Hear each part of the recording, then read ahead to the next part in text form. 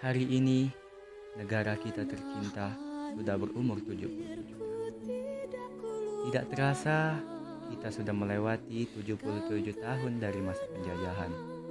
Banyak sudah peristiwa yang terjadi di negara kita, dari suka maupun duka. Kita semuanya.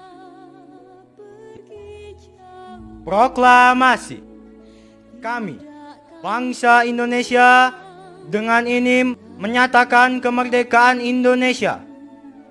Hal-hal yang mengenai pemindahan kekuasaan dan lain-lain diselenggarakan dengan cara saksama dan dalam tempo yang sesingkat-singkatnya.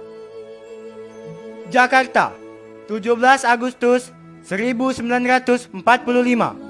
Atas nama bangsa Indonesia, Soekarno-Hatta.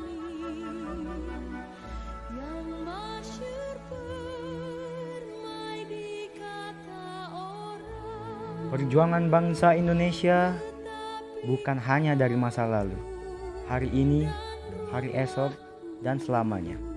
Perjuangan kita belum berakhir. Mari kita perjuangkan bersama Indonesia adil dan sejahtera.